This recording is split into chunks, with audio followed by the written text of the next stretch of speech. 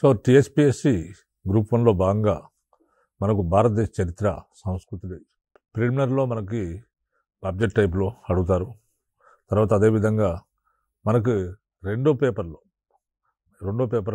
Group 1 మెయిన్స్లో రెండో పేపర్లో భారతదేశ చరిత్ర సంస్కృతి అనే సిలబస్ ఉన్నది. దీంట్లో భాగంగా 1757 నుంచి 1947 సంవత్సరాల మధ్య చరిత్రకు ప్రాధాన్యం ఇస్తూ మొత్తం కూడా సబ్జెక్టు కూడా మొత్తం కూడా సిలబస్ కూడా మెన్షన్ చేయడం జరిగింది. ఈ విధంగా మెన్షన్ చేసినప్పుడు మనకు అనేక అంశాలు భారతదేశ చరిత్ర నుంచి అనేక ప్రశ్నలు మనం ఎక్స్పెక్ట్ చేయొచ్చు.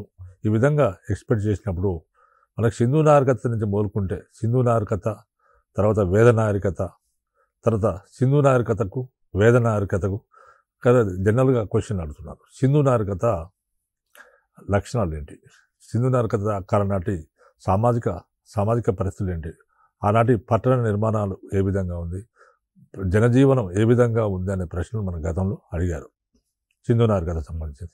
అదేవిధంగా వేద నాగరికత ఉన్నది, తొలి వేద నాగరికత, మలివేద నాగరికత ఉన్నది. మరి ఇక్కడ ఏ విధంగా ప్రశ్నలు అడిగారంటే సింధు నాగరికతకు తర్వాత వేద నాగరికత మధ్యలో ఉన్న ఈ లక్షణాలను పోల్చండి అని అడిగారు.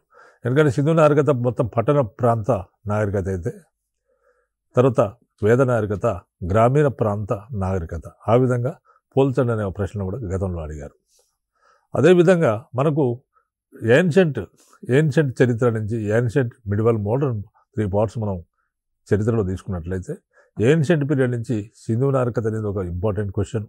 తర్వాత సింధు నాగరికత వేద నాగరికతను పోల్చడం అనేది ఒక ఇంపార్టెంట్ క్వశ్చన్. తర్వాత అదేవిధంగా మౌర్యుల కాలం నాటి సామాజిక, ఆర్థిక, సాంస్కృతిక పరిస్థితుల గురించి కూడా మనం గతంలో అడగడం జరిగింది. మౌర్యుల కాలం నాటి ఆర్థిక పరిస్థితులు అంటే ఎకానమీ, ఈ యొక్క ఆ కాలం నాటి ఆర్థిక పరిస్థితులు అంటే వ్యవసాయము, భూమి శిస్తు, తర్వాత ఇతర పనులు, తర్వాత విదేశీ వాణిజ్యము, స్వదేశీ వాణిజ్యం అన్నీ కూడా ఆర్థిక పరిస్థితుల కిందకు వస్తే మనకు సాంఘిక పరిస్థితులకు గురించి మనకు కుటుంబ వ్యవస్థ, కుల వ్యవస్థ, కుల పద్ధతి, అలాంటి సాంప్రదాయాలు, విశ్వాసాలు, ఆచారాలు, తర్వాత పండుగలు ఇవన్నీ కూడా మనకు సామాజిక పరిస్థితుల కిందకు వస్తాయి. అలాంటి మత పరిస్థితులు రాయాల్సి ఉంటుంది. అదేవిధంగా మత పరిస్థితులే కాకుండా ఇంకా మనం ఆ కాలం నాటి సాంస్కృతిక పరిస్థితులు అయినట్లయితే విద్యా విధానం ఏ విధంగా ఉంది, సాహిత్యంగా ఏ విధంగా అభివృద్ధి చెంది, లలిత కళలు ఉన్నాయా లేవా, లేదా ఆ కాలం నాటి నిర్మాణాల గురించి, సాంస్కృతిక పరిస్థితుల గురించి మనం చెప్పాల్సి ఉంటుంది. ఈ విధంగా మౌర్యుల గురించి కూడా చాలాసార్లు అడిగారు. అదేవిధంగా అశోకుని సంబంధించి కూడా అడిగారు. అశోకుని ధమ్మ సిద్ధాంతం గురించి అడిగారు. తర్వాత అశోకుని ధమ్మ సిద్ధాంతానికి బౌద్ధ మతానికి ఎలాంటి సంబంధం ఉందనే ప్రశ్న గతంలో అడిగారు. కాబట్టి మనకు ఇవన్నీ కూడా ఇంపార్టెంట్ కిందకి యాన్షియంట్ పీరియడ్లో వచ్చింది. తర్వాత అదేవిధంగా గాంధార శిల్పకళ, మధుర శిల్పకళ, తర్వాత అమరావతి శిల్పశైలి, ఇవన్నీ వీటి గురించి కూడా మనకు ఇంపార్టెంట్గా మనం చెప్పుకోవచ్చు. ఇవన్నీ కూడా యాన్షియంట్లో మనకు గుప్తుల కాలం నాటి స్వర్ణయుగం ఒకటి ఇంపార్టెంట్ క్వశ్చన్. గుప్తుల కాలం నాటి ఎలాంటి అభివృద్ధి జరిగింది, స్వర్ణయుగం ఏ విధంగా వెలిసిల్లింది అనేది మనం గతంలో అడిగిన ప్రశ్న. దీన్ని ఇంపార్టెంట్గా భావించవచ్చు. మనం మొత్తం ఏన్షియంట్ నుంచి ఒక 6-7 క్వశ్చన్స్ లేదా 8 క్వశ్చన్స్ చూసుకున్నట్లయితే మన ఏన్షియంట్ మొత్తం కూడా కవర్ అయిపోతుంది. తర్వాత మిడివల్లో తీసుకుంటే మిడివల్లో మనకు కొన్ని ప్రశ్నలు ఇంపార్టెంట్ ఉన్నాయి. దాంట్లో ఏంటంటే మొఘళ్ళ కాలం నాటి నిర్మాణాల గురించి, తర్వాత మొఘళ్ళ కాలం నాటి సామాజిక పరిస్థితుల గురించి, ఆ మొఘళ్ళ కాలం నిర్మాణాల గురించి, మొఘళ్ళ కాలంలో అభివృద్ధి చెందిన కళల గురించి ప్రశ్న గతంలో అడిగారు. అది మనం దాన్ని చూసుకున్నట్లయితే బాగుంటుంది. అదేవిధంగా శివాజీ క్వశ్చన్ ప్రతి ఎగ్జామ్లో, చాలా ఎగ్జామ్స్లో శివాజీ గురించి అడుగుతున్నారు. శివాజీ మరాఠా రాజ్యం ఆవిర్భవించడానికి గల కారణాలు ఏంటి, శివాజీ యొక్క జాతీయ నాయకుడు భారత జాతీయ నాయకుడు అన్నారు. దీంతో ఆయన పోల్చమని చెప్పేసి వివరించమని చెప్పి శివాజీ గురించి క్వశ్చన్లు అడుగుతున్నారు. అదేవిధంగా భారతదేశంలో ఇస్లాం భారతదేశానికి రావడం, ఆ విధంగా భారతదేశానికి వచ్చి భారతదేశంలో ఇస్లాం విస్తరించడం, తర్వాత ఈ ఇస్లాం ప్రభావం హిందూ మతం పైన ఇస్లాం ప్రభావం ఏంది, హిందూ మతం పైన ఇస్లాం ప్రభావం ఏందనే క్వశ్చన్ కూడా గతంలో చాలాసార్లు అడిగారు. అదేవిధంగా సూఫీ సిద్ధాంతం గురించి అడిగారు. ఈ ప్రశ్న హిందూ మతం పైన ఇస్లాం ప్రభావం అనేది చాలాసార్లు ఎక్స్పెక్ట్ చేసే ప్రశ్న. ఇది ఖచ్చితంగా 100% ప్రతి ఎగ్జామ్లో అడుగుతున్నారు కాబట్టి దీనికి ఇంపార్టెన్స్ ఇవ్వాల్సి ఉంటుంది. ఇంకా నెక్స్ట్ మన మోడర్న్ ఇండియాలో గాంధీ పాత్ర కానీ, తర్వాత సామాజిక ఉద్యమాలు ఉన్నాయి. రాజా రామ్మోహన్ రాయ్, దయానంద సరస్వతి, జ్యోతిబా పూలే, ఇట్లా సంఘ సంస్కర్తలు ఉన్నారు.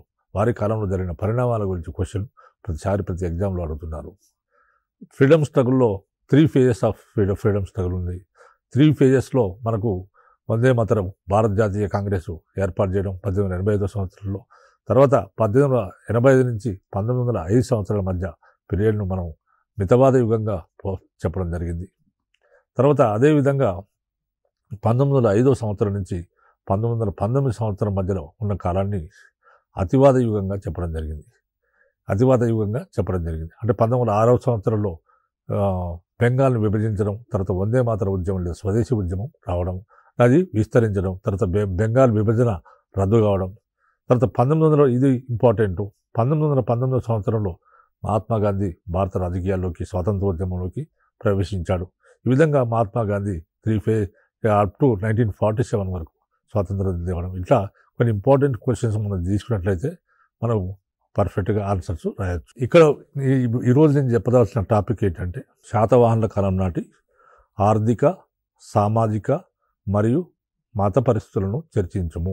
శాతవాహనుల కాలం నాటి ఆర్థిక, సామాజిక మరియు మత పరిస్థితులను చర్చించమనేది క్వశ్చన్. ఈ క్వశ్చన్ ఏ విధంగా గతంలో ఒక దగ్గర శాతవాహనుల గురించి ఈ అంశాలే కాకుండా శాతవాహనుల రాజకీయ అంశాలు కూడా కొన్నిసార్లు అడుగుతున్నారు. శాతవాహనుల కాలం రాజకీయ అంశాలు కూడా అడుగుతున్నారు. మొత్తము తెలుగు ప్రాంత చరిత్రలో, ఈ యొక్క దక్షిణ భారతదేశ చరిత్రలో ఒక శాతవాహన యుగం అనేది ఒక మహోజ్వలమైన ఘట్టం. దక్షిణ భారతదేశ చరిత్ర శాతవాహనులతోనే ప్రారంభమవుతుంది. శాతవాహనుల పరిపాలనతోనే దక్షిణ భారతదేశ చరిత్ర ప్రారంభమవుతుంది.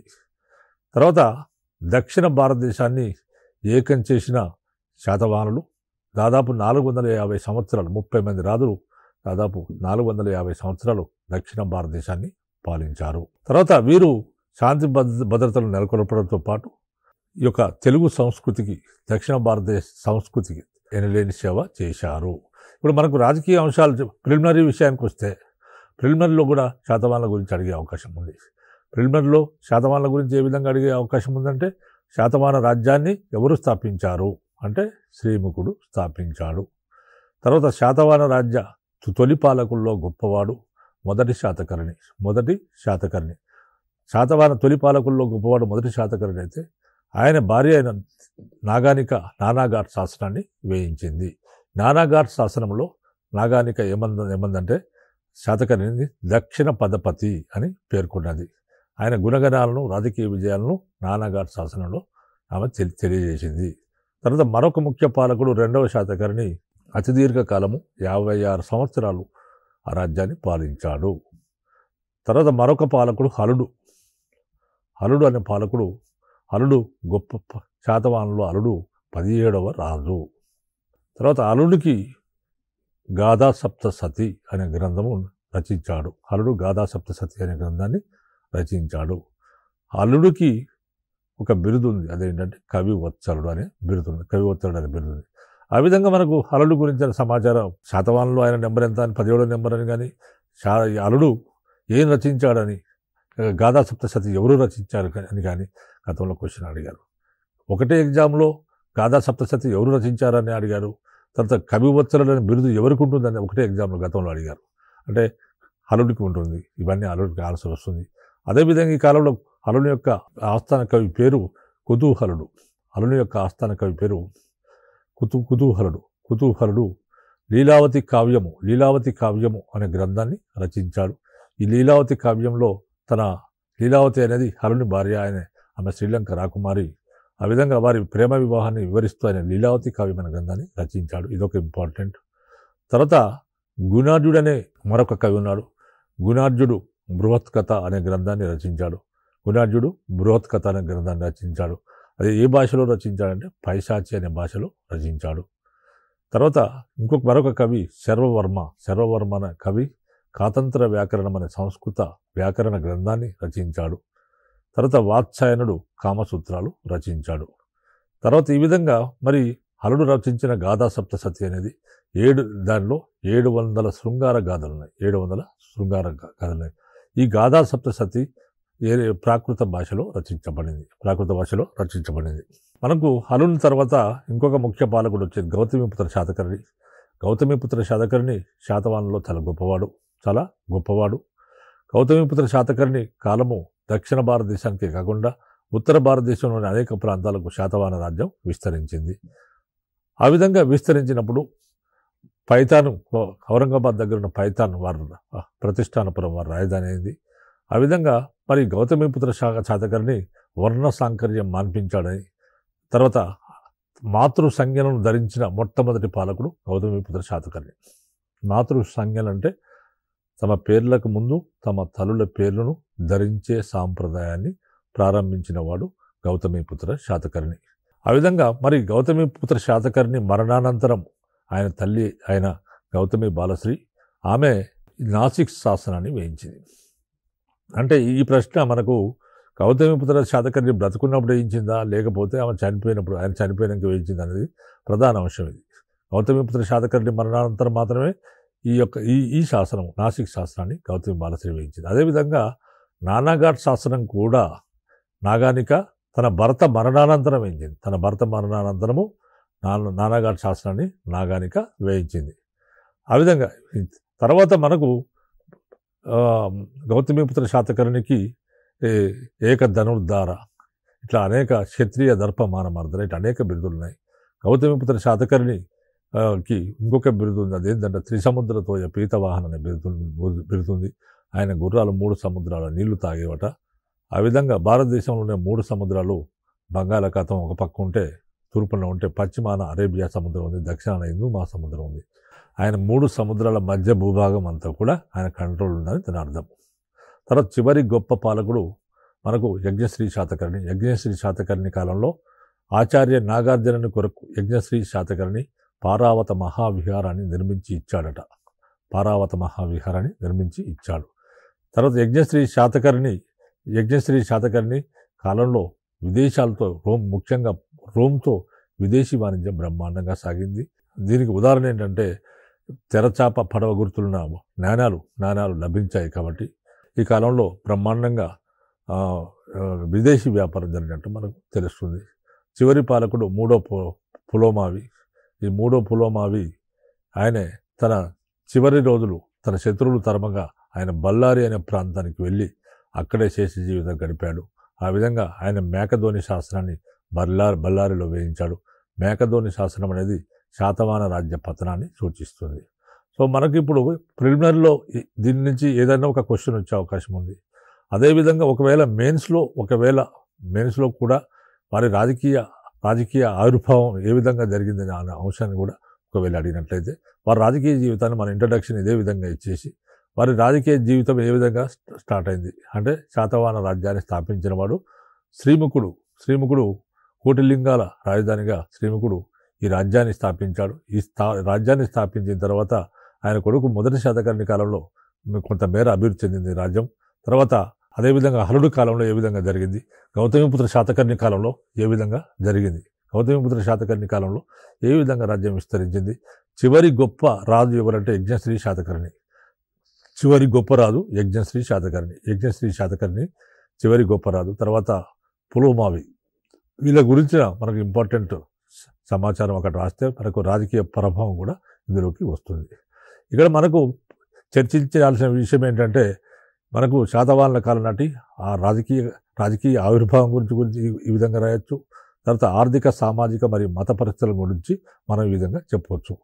మనం ఇప్పుడు ఇంట్రడక్షన్ ఆల్రెడీ అయిపోయింది. తర్వాత ఈ కాలం నాటి ఆర్థిక పరిస్థితి ఏ విధంగా, శాతవాహనుల కాలం నాటి ఆర్థిక పరిస్థితి ఏంటి, ప్రజలకు ముఖ్యమైన జీవనాధారం ఏంటంటే వ్యవసాయం. తర్వాత రాజ్యానికి కూడా ముఖ్యమైన ఆదాయం ఏంటంటే భూమి శిస్తు. ప్రజలకు వ్యవసాయము ప్రధానమైన జీవనాధారం. తర్వాత ఈ కాలంలో వరి, గోధుమ, జొన్న, సజ్జ వంటి పంటలు పండించేవారు. పంటలో రాజు భాగానికి దేయమే అని కానీ రాజభాగం అని కానీ పేర్లు ఉండేవి. అంటే పంటలో కొంత పంటలో అంటే ఈ పండిన పంటలో రాజుకు శిస్తు చెల్లించాలి, దాన్ని దేయమే అని కానీ రాజభాగం అని కానీ పేర్లు ఉండేవి. తర్వాత దాదాపు 1/6 వంతు భూమి శిస్తు ఈ కాలంలో వసూలు చేసేవారు. 1/6 వంతు భూమి శిస్తు ఈ కాలంలో వసూలు చేసేవారు. తర్వాత రాజు స్వంత భూమిని రాజక్షేత్రము లేదా రాజకంకేట అనేవారు. ఇది రాజుకు సొంత భూమి ఉండేది. అంటే రాజు తన సొంత భూమి ఉండేది. అంటే దానికి ప్రభుత్వానికి సంబంధం లేదు. అది రాజుకే సొంతం ఆ భూమి. అటువంటి భూమిని ఏమనేవారంటే రాజక్షేత్రము లేదా రాజకంకేట అని అనేవారు. తర్వాత గ్రామంలో బంజరు భూములు ఉండేవి. గ్రామంలో ఉన్న బంజరు భూములను గ్రామంలోని రైతుల చేత అధికారులు ఈ విధంగా గ్రామంలో ఉన్న బంజరు భూములను గ్రామంలోని రైతుల చేత రోజుకొక్కరు వంతున సేద్యం చేయించి ఫ్రీగా సేద్యం చేయించి ఆ ఆదాయాన్ని రాజుకు అప్పగించేవారు. ఎవరు అప్పగించేవారు? అధికారులు. ఆ గ్రామాధికారులు ఆ గ్రామంలో ఉన్న బంజరు భూములను ఆ గ్రామంలో ఉన్న రైతుల చేత రోజుకొకరు వంతున దాన్ని సేద్యము చేయించి ఆదాయాన్ని రాజుకు అప్పగించేవారు. ఇలాంటి ఉచిత సేద్యానికి ఇది ఫ్రీగా చేయాలి. ఈ సేద్యం ఎవరు చేయాలి? ఉచిత సేద్యం. ఈ విధంగా చేసిన ఉచిత సేద్యానికి విష్టి అని పేరు. విష్టే అది మనకు తర్వాత కాలంలో మనకు వెట్టి చాకిరిగా మారిపోయింది. మనకు ఆధునిక కాలంలో వెట్టి చాకిరి తెలంగాణ ప్రాంతంలో ఈ ప్రాంతాల్లో భూస్వాములకు వ్యతిరేకంగా భూస్వాములకు వీళ్ళందరికీ వెట్టి చాకిరి చేయడం. ఆ కాలంలో క్రీస్తుపూర్వం ఆ కాలంలో ఇలాంటి ఉచితంగా సేద్యం చేయించుకునే దాన్ని ఏమనేవారంటే విష్టి అనేవారు. తర్వాత పొలాలకు నీరును సరఫరా చేయడానికి ఉదక యంత్రాలను వాడేవారు. వాడేవారు. తర్వాత వృత్తి పనులను కరుకర అనేవారు. తర్వాత ఇది వ్యవసాయానికి సంబంధించింది. తర్వాత వాణిజ్యం ఏ విధంగా సాగింది. తర్వాత దేశీయ వాణిజ్యము, విదేశీ వాణిజ్యం అనే 2 రకాల వాణిజ్యం ఉండేది. దేశీయ వాణిజ్యం ఉండేది. తర్వాత దేశీయ వాణిజ్యం ఏ విధంగా సాగేదంటే శ్రేణి వ్యవస్థ ద్వారా ఈనాటి దేశీయ వాణిజ్యం సాగేది. ఈ శ్రేణులు అనేవాళ్ళు వివిధ వృత్తులు చేసి ఒక్కొక్క వృత్తి చేసేవారు ఒక శ్రేణిగా ఏర్పడేవారు. శ్రేణికి అధ్యక్షుడు శ్రేష్ఠి ఉండేవాడు. శ్రేణులు బ్యాంకుల లెక్క పనిచేసేవి. తర్వాత ఈ విధంగా ఈ శ్రేణులు స్వదేశీ వాణిజ్యమైన విదేశీ వాణిజ్యమైన శ్రేణి వ్యవస్థ ద్వారా జరిగేది. ఆనాటి ప్రయాణ సాధనం ఏంటంటే ఎడ్ల బండి ఆనాటి ప్రధాన ప్రయాణ సాధనము. దేశీయ వాణిజ్య కేంద్రాలు, స్వదేశంలో ఉన్న వాణిజ్య కేంద్రాలు, వర్తక వ్యాపార కేంద్రాలు లేదా వాణిజ్య కేంద్రాలను రేవు పట్టణాలతో కలుపుతూ రహదారులు ఉండేవి. తర్వాత గూడూరు ప్రాంతంలో సన్న బట్టలు, నేత బట్టలు నేసేవారు. తర్వాత వెనుకొండ ప్రాంతంలో లోహ పరిశ్రమ అభివృద్ధి చెందింది. తర్వాత పల్నాడులో వజ్రాల పరిశ్రమ ప్రసిద్ధి చెందాయి. ఇవన్నీ కూడా పరిశ్రమలకు సంబంధించిన అంశాలు. ఇవన్నీ మనం రాయాల్సి ఉంటుంది.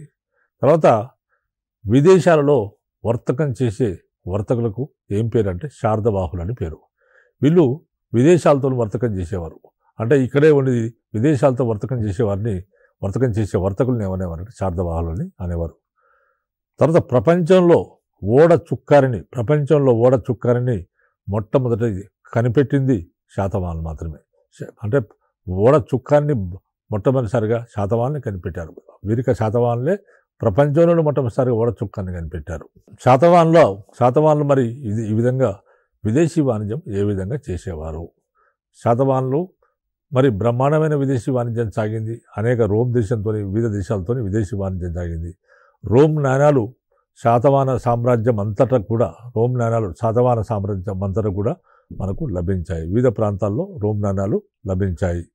మరి ఈ విదేశాలతో ఈ శాతవాహనులు తూర్పు తీరంలో వారి ఓడరేవులు ఏంటంటే శాతవాహనుల కాలం నాటి తూర్పు తీరంలో ఉన్న ఓడరేవులు ఏంటంటే ఘంటసాల,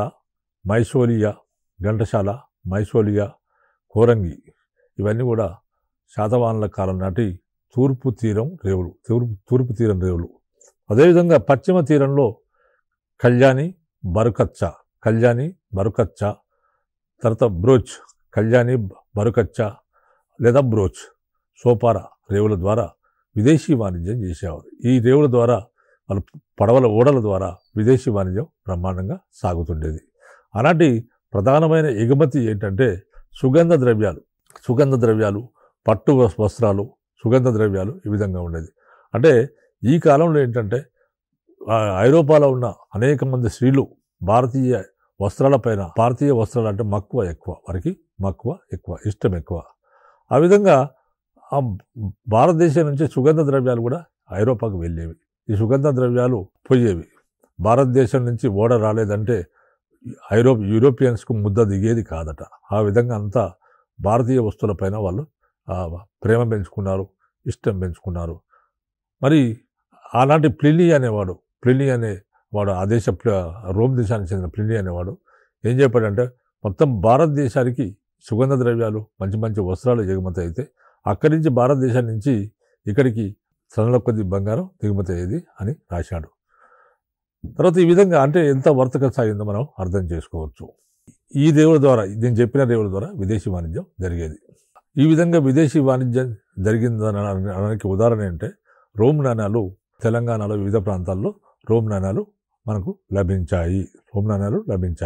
తర్వాత భారతదేశం నుండి దిగుమతి అయ్యే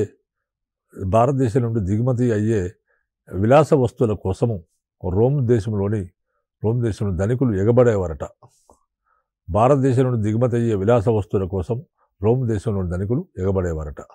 తర్వాత సాలెగూళ్ళ వంటి భారత వస్త్రాలను రోమన్ యువతులు ధరించేవారని ప్లినీ పేర్కొన్నాడు. సాలెగూళ్ళ వంటి భారత వస్త్రాలను రోమన్ యువతులు ధరించారని ప్లినీ అనేవాడు యాత్రికుడు చెప్పాడు.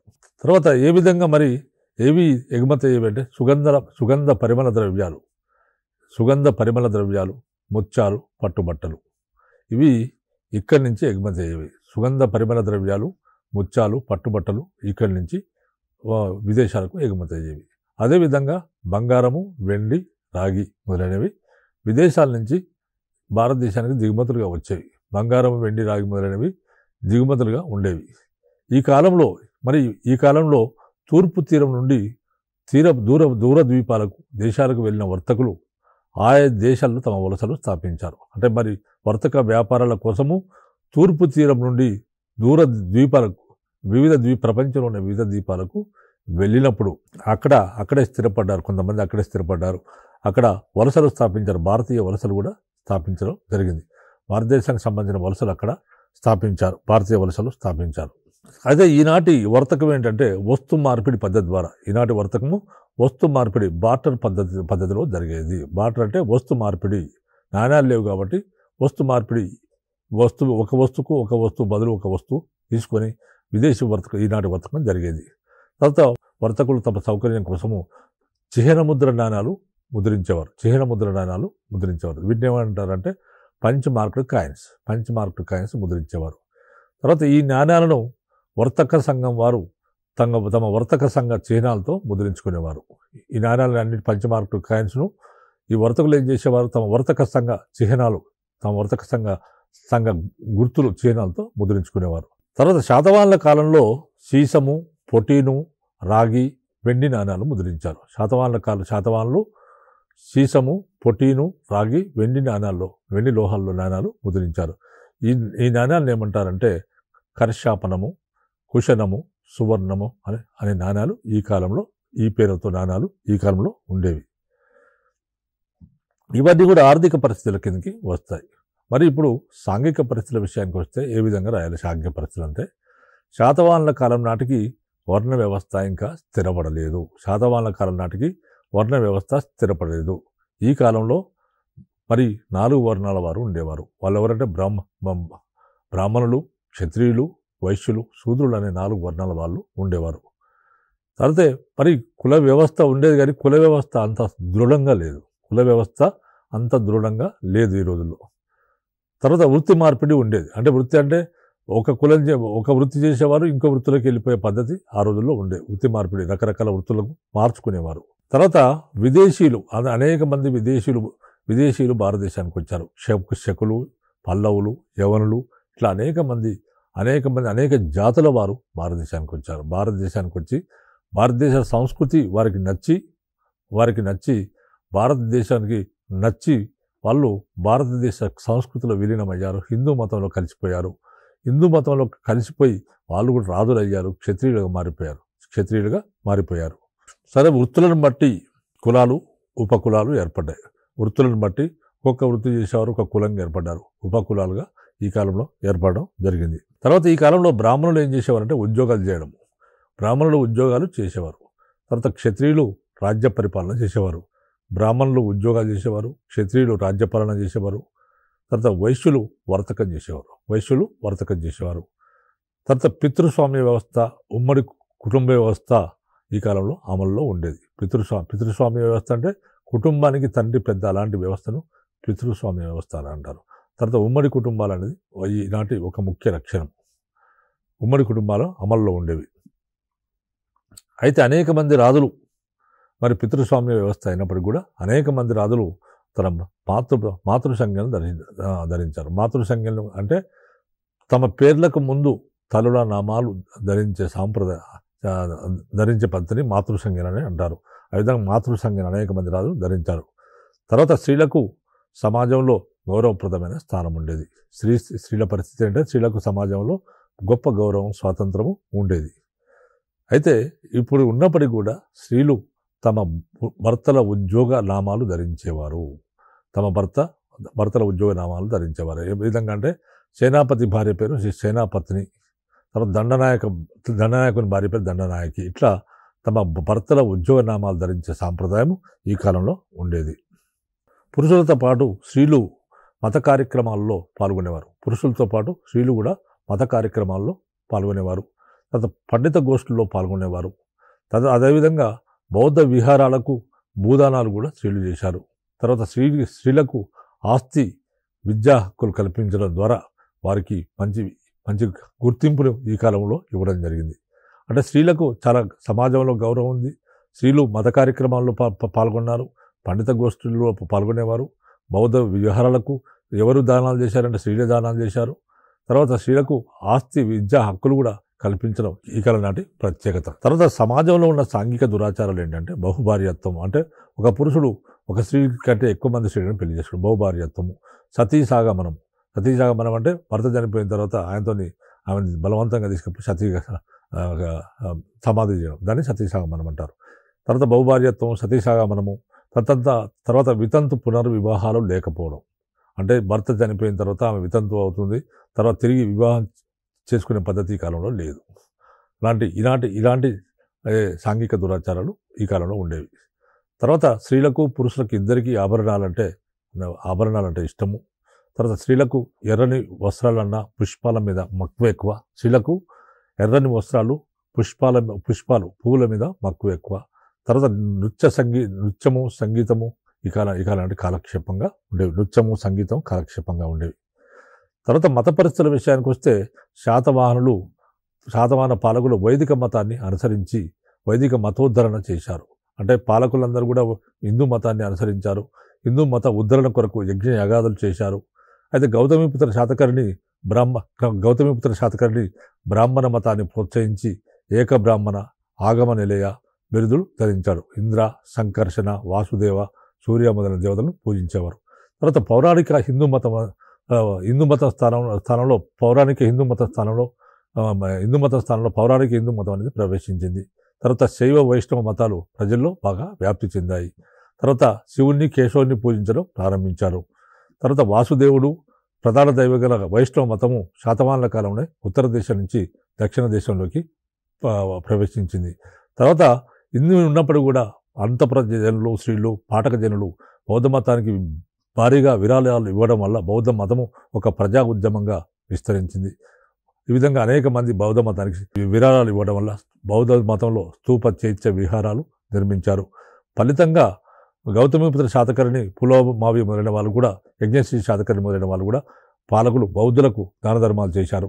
ఆ ఆచార్య నాగార్జునుడు మాధ్యమిక వాదం అనే నూతన సిద్ధాంతాన్ని ఏర్పాటు చేశాడు. మహాయాన శూన్యవాద సిద్ధాంతాలు ప్రతిపాదించాడు. ధాన్యకటకం ఒక మహాసాంఘిక కేంద్రమైంది. చైత్యక శాఖ నూతన శాఖ ఈ కాలంలో బౌద్ధంలో ఒక కొత్త శాఖ విస్తరించింది. ఈ శాఖకు స్థాపకుడు ఎవరంటే మహాదేవ భిక్షు. ఈ మహాదేవ భిక్షు తెలుగు ప్రాంత ప్రథమ బౌద్ధాచార్యుడు. అంటే తెలుగు ప్రాంతాల్లో ఉన్న మొట్టమొదటి బౌద్ధాచార్యుడు. బుద్ధునికి మొదటిసారిగా చైత్యకులు ఆపాదించారంటే దేవుని లక్షణాలను ఆపాదించారు. చైత్యకులు దేవుని లక్షణాలను చైత్యకవాదులు అంటే చైత్యక అనేది బౌద్ధ మతంలో ఒక శాఖ. ఆ శాఖ వారు బుద్ధునికి దేవుడిగా ఆయనకు టెంపుల్స్ కట్టించడం, ఆయనను పూజించడం, ఆయన అంశాలను పూజించడం, బుద్ధుని అంశాలను పూజించడం చేసేవారు. ఆ విధంగా అపరశైల అపరశైల అనే ఒక ప్రత్యేక చైత్యకవాద శాఖకు ముఖ్య కేంద్రం ఏంటంటే నాగార్జునకొండ. తర్వాత అదేవిధంగా పూర్వశైల అనే మరొక బౌద్ధ మత శాఖకు ప్రధాన కేంద్రం అమరావతి. తర్వాత ఉత్తరశైలకు ప్రధాన కేంద్రం జగ్గయ్యపేట. తర్వాత రాజగిరికకు ప్రధాన కేంద్రం గుంటుపల్లి. సిద్ధార్థక శాఖకు గుడివాడ ప్రధాన కేంద్రాలుగా ఉండేవి. ఈ విధంగా అంటే అమరావతి స్థూపం కూడా ఈ కాలంలోనే ఈ కాలంలో అభివృద్ధి చేయబడింది. ఎందుకంటే ముందే అమరావతి స్థూపం నిర్మించబడింది, కానీ వీరి కాలంలో అమరావతి స్థూపం డెవలప్ చేయబడింది. ఇంకా అనేక విహారాలు, స్థూపాలు, చైత్యాలు, విహారాలు నిర్మించారు. స్థూపం అంటే కేవలం బుద్ధుని పిల్లలు పెట్టి దాన్ని స్థూపం అని అంటారు. తర్వాత ఈ విధంగా మనకు బౌద్ధ మతం బ్రహ్మాండంగా వెలిసింది. బౌద్ధ నిర్మాణాలు జరిగాయి. ఈ విధంగా మనకు గ్రూప్ 1లో ఒకవేళ శాతవాహనుల గురించి అడిగినట్లయితే ఈ విధంగా రాస్తే మంచి మార్కులు ఇచ్చే అవకాశం ఉంది. మీరందరూ కూడా విజయం సాధించాలని, సక్సెస్ కావాలని కోరుకుంటూ ముగిస్తున్నాను.